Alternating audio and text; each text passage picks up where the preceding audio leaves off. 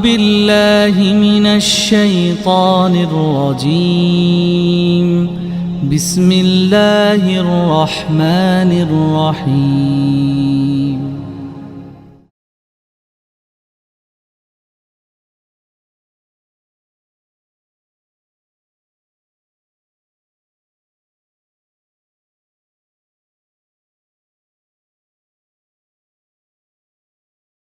Hamdan wa syukran lillah, syadu la ilaha illallah wahdahu la syarikalah, syadu anna Muhammadan abdu rasuluh, amma ba'du. Sahabat, tentang kekhawatiran ini Ustadz ngasih judul bagus banget. Tadi malam saat saya khawatir betul tengah deg-deg aslina. Saya lagi nyetir, masuk ke wilayah banjir dari kecil, gede, sampai setengah mobil. Aduh, saya takut mogok di tengah itu, terus makin besar saya tidak sempat lari, terus hanyut gitu kan, itu kekhawatiran. Itu kekhawatiran gitu di depan mobil saya ada truk besar, saya ikuti dari belakang, dan truk itu mogok, aduh mobil setinggi itu aja mogok gitu kan. Pasal kenapa saya ikut dari belakang, supaya airnya nyingrai, apa itu nyingrai? Menyingrai lah ya, supaya airnya menyingrai. Jadi saya tidak terlalu dalam, pas mogok ya udah jadi dalam. Masya Allah, ternyata bagaimana saya menenteramkan diri Bu Ema. Ala bidzikrillahi tatmainnul qulub. Saya zikir kepada Allah. Hati saya tenang, la ilaha illallah. Terus saja la ilaha illallah. Subhanallah, alhamdulillah, la ilaha illallah akbar. Terus itu saya ucapkan. Dan pada saat itu Bu Erlin, saya pasrah. Mangga ya Allah dipalidkeun gitu nanon. Asal ulah palid ka bumi rana weh. Dan palid ka bumi rana pan aduh terus diperenan pan bahaya itu teh. Terus ah, lepas lepas rasa khawatir itu. Ya sudah, saya pasrah saja. Saya pasrah saja, dan banyak panel elektronik di kendaraan itu yang tidak berfungsi. Tiba-tiba bunyi ini, tiba-tiba bunyi itu. Tuh para rugo lah pokoknya. Ya, sudah pasrah. Apa yang menenteramkan, yang melepas, menepis rasa khawatir sampai la khaufun alaihim walahum yahzanun. Itu betul-betul keyakinan bahwa yakin kepada apa yang dinyatakan oleh Rasulullah, bahwa orang yang meninggal yang di akhir hayatnya diucapkan kalimat la ilaha illallah dakhalal jannah, dia akan masuk surga. Ah, sudahlah meninggal surga daripada tetap di Bandung kan gitu ya. Hmm. Akhirnya sudah saya ucapkan la ilaha illallah subhanallah alhamdulillah la ilaha illallah akbar. Terus begitu sampai akhirnya tentram 90 menit dan truknya tidak bisa bergerak. Saya mundur pelan-pelan karena khawatir pas mundur ke bawah arus gitu kan, mundur pelan-pelan, dan saya eh, lalui truknya itu. Terus jalan makin keras, airnya makin keras, mobil juga goyang-goyang, itu juga masih khawatir.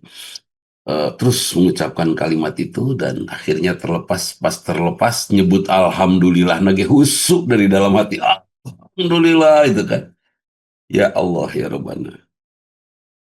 Rasa takut itu umumnya terjadi karena hadir pada saat kita belum mengalami. Ya, takut setan. Udah belum ketemu, belum. Kan gitu. Takut curi, terus takut apa lagi? Takut megatrust, itu juga belum teralami.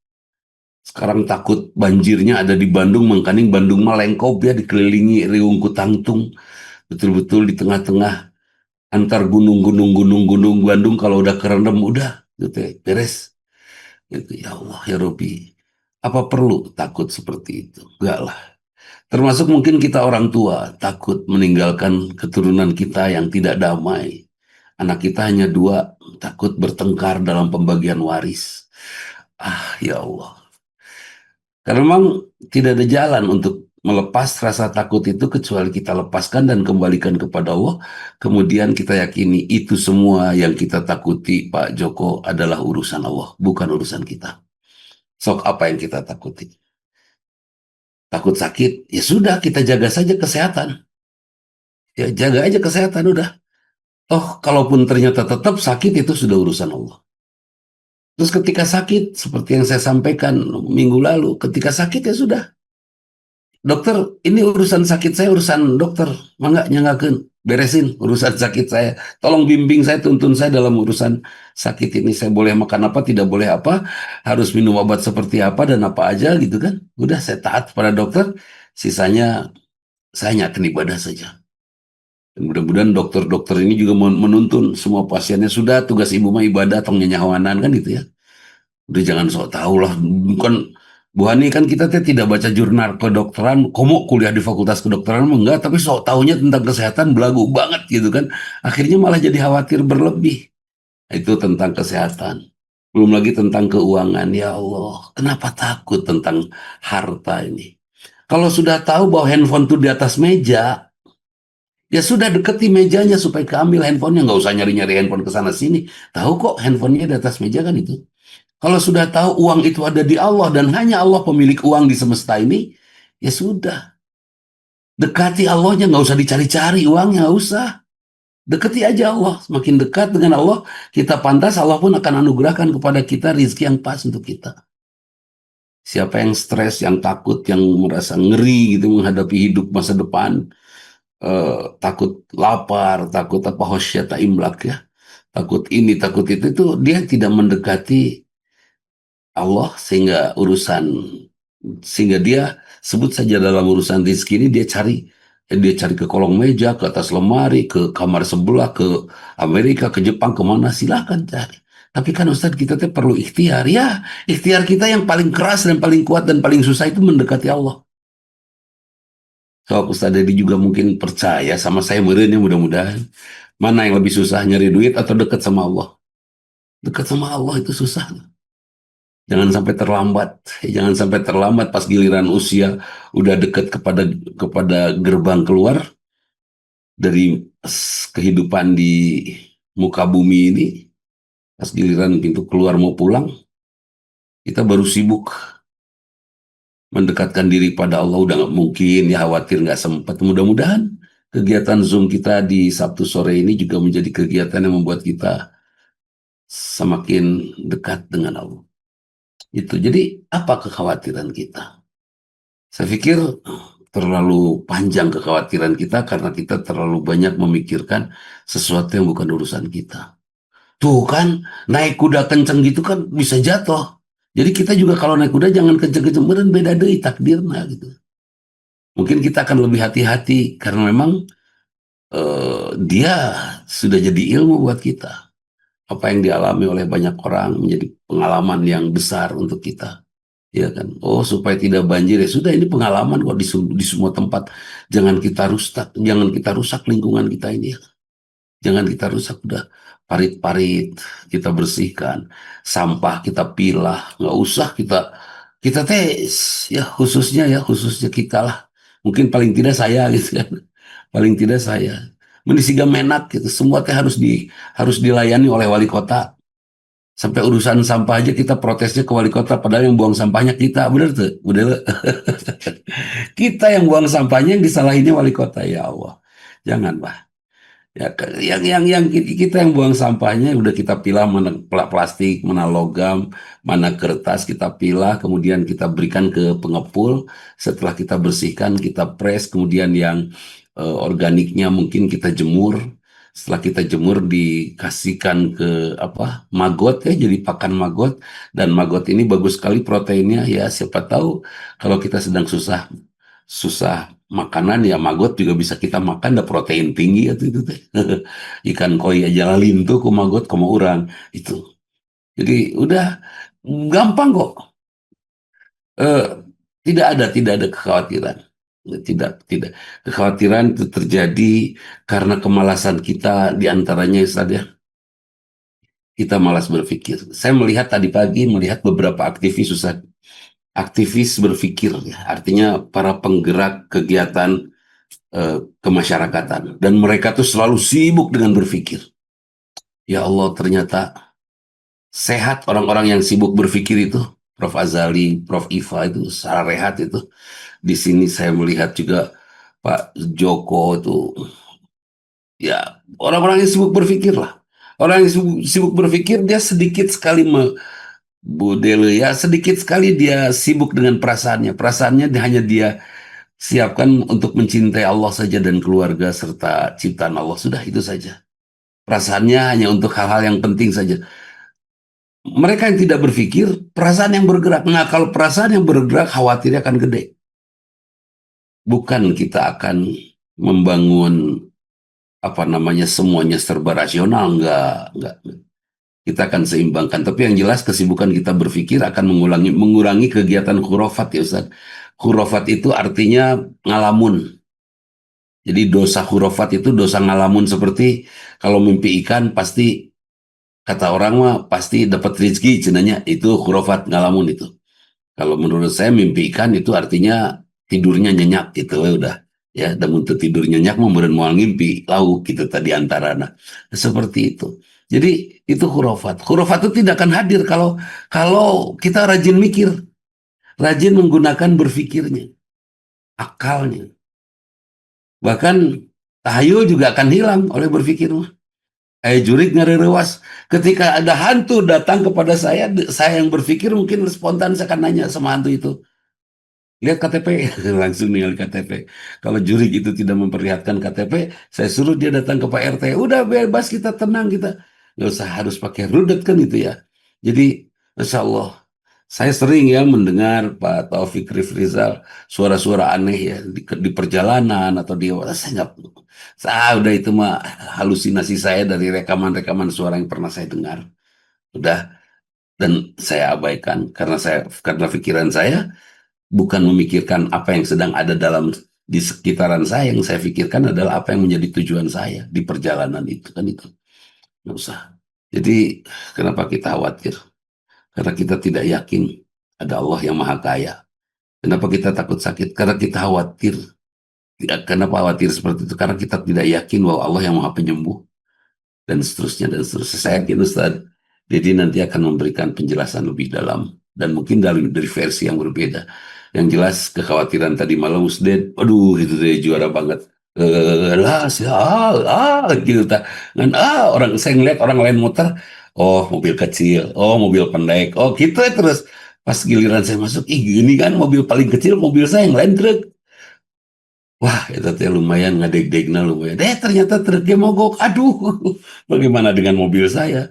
Memang sih ada sedikit kerusakan saya rasakan sepanjang tadi saya pakai kendaraannya. Kata montir yang biasa saya panggil, ya udah dicoba aja Pak samogokna. Cina, hehehe, cek montir teh gitu ya sudah saya pakai aja samogokna. Mudah-mudahan tidak mogok ya. Iman, ilmu, amal ya. Imannya membangun ilmunya dan ilmunya mendorong kita beramal. Maka kekhawatiran itu hadir, Masya Allah ya, satu perjalanan psikis yang mungkin karena tidak ada ilmu. Gini, saya khawatir, miskin gitu kan. Hmm. Tapi dia tidak beramal untuk mencari ilmu gitu. Sehingga dia tidak bisa bermanfaat. Bahkan dengan imannya dia tidak bangun imannya. Wajar kalau kekhawatiran terus mendera dirinya, Masya Allah. Di sini Ustadz Dedi ada Kang Ruli Ervan, ini rajin sekali ini. Gojek yang ya Allah sambil diam dulu di warung, sambil jalan dulu, sambil ngorder. Masya Allah. Kesempatan mencari ilmunya di motor ya, berkah Kang Ruli. Juga ada saudara-saudara kita dari Freeport ya, dari Freeport sedang ngumpul sambil mendengarkan, terus dari Bontang, dari Pupuk Kaltim, eh Masya Allah dari semua saya lihat dari semua teman-teman kita yang ada di Pertiwi tercinta ini. Mudah-mudahan kita semua diselamatkan oleh Allah dari segala mara bahaya dan dilindungi oleh Allah dari segala keburukan kehidupan kita. Wal asri, demi waktu, tenang. Buat yang suaminya atau istrinya atau anaknya sedang ngaco, kalem, kalem. Demi waktu, engkege maut, kalem. Kan itunya. Tong riwe. Jangan liar, engkege maut, kalem, pakai suara. Kemudian, terus apa tuh yang harus kita lakukan? Semuanya rugi kalau kita tidak lakukan hal ini. Innal insana lafi khusrin illa ladina amanu, kecuali semua yang terjadi ini membangun iman kita. Dokter dengan ilmunya terhadir iman.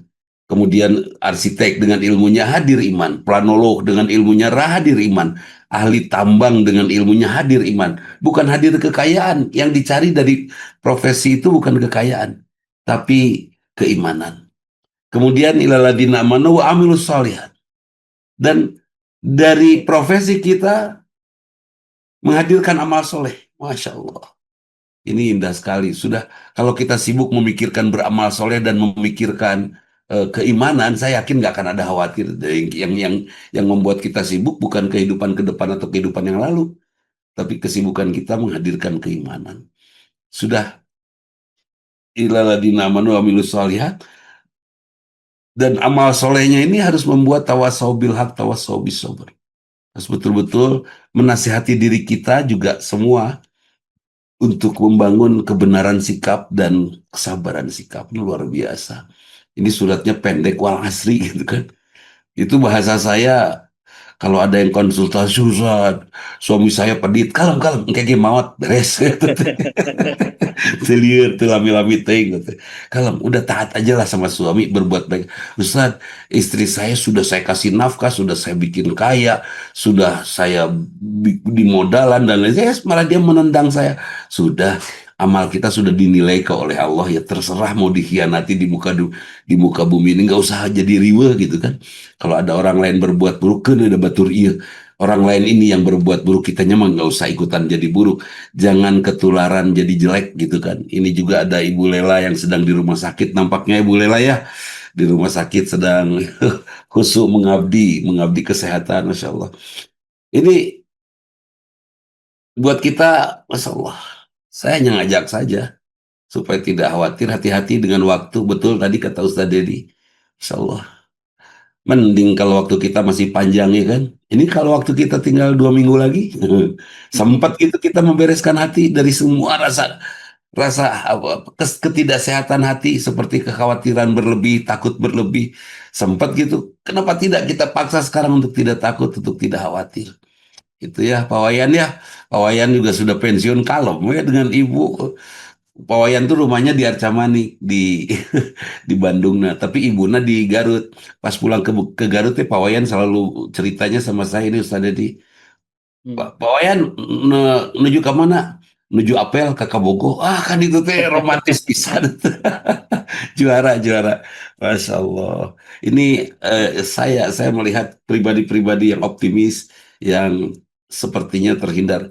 Kalau kita semua yang hadir di sini sepertinya sudah terhindar dari rasa khawatir berlebih, dari ketakutan. Kita semua sudah menapaki jalan untuk menuju pulang. Betul kata Ustadz Dedi tadi, setelah 40 tahun metos, tong macam-macam menapak sajalah di perjalanan pulang. Karena kita boleh jadi tidak sempat lagi membersihkan hati, tidak sempat lagi untuk beberes mengenali Allah, apa namanya, udah mari kita berjalan menuju Allah saja. Dan insya Allah ya kalau dalam versi nafkah, kalau Pak Kuswaras oleh Allah sudah dikasih jatah dalam hidupnya 200 juta harta nateh misalnya, sekarang mah lebih Ustaz. Nah, 200 juta misal Pak Kuswara teh sudah diberi oleh Allah segitu. Terus dibagikan oleh Pak Kuswara teh kepada banyak orang, yang 200 juta teh 100 jutanya dibagiin dan nggak akan hilang atau nanti akan dikembalikan lagi itu teh oleh Allah teh jatahnya segitu sampai akhir hayatnya kan itu.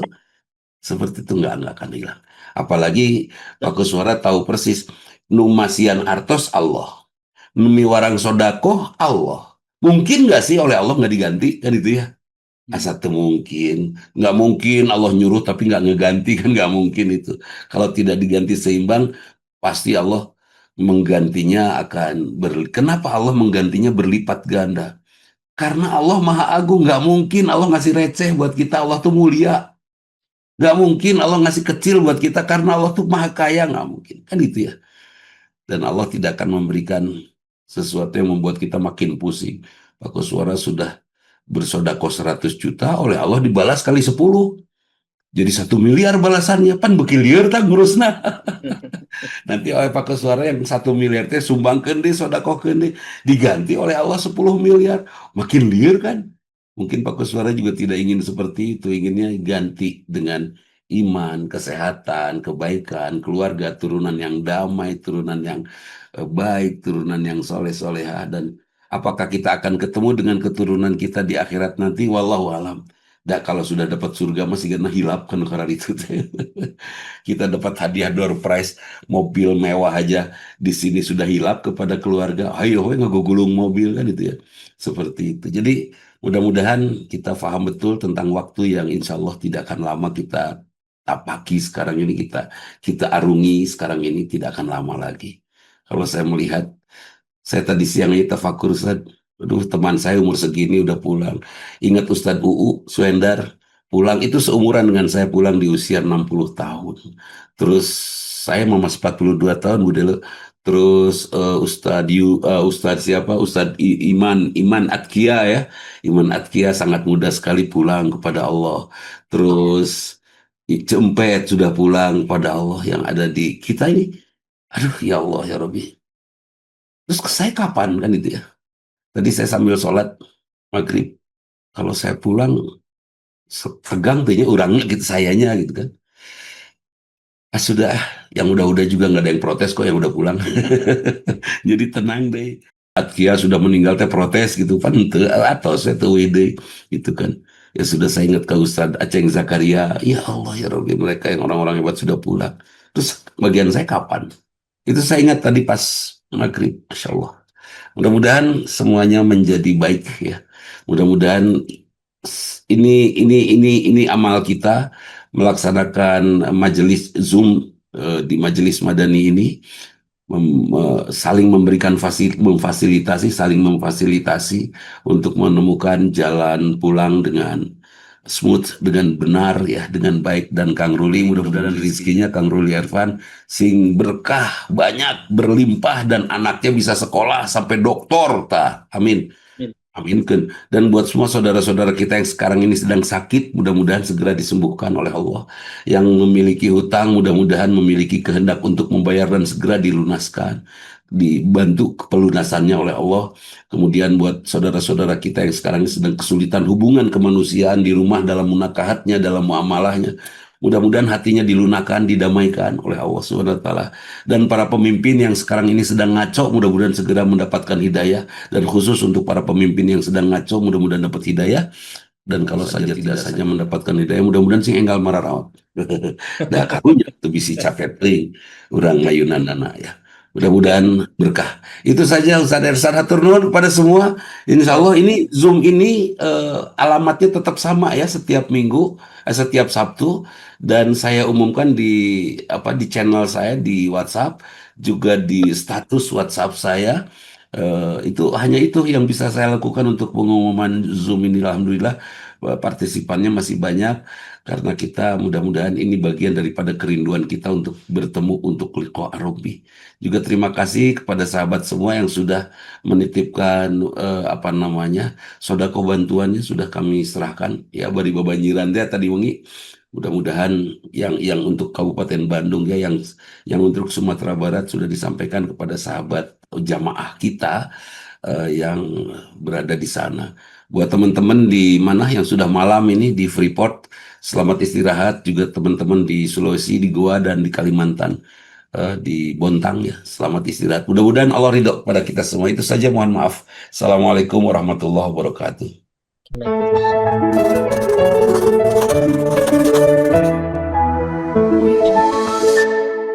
أعوذ بالله من الشيطان الرجيم.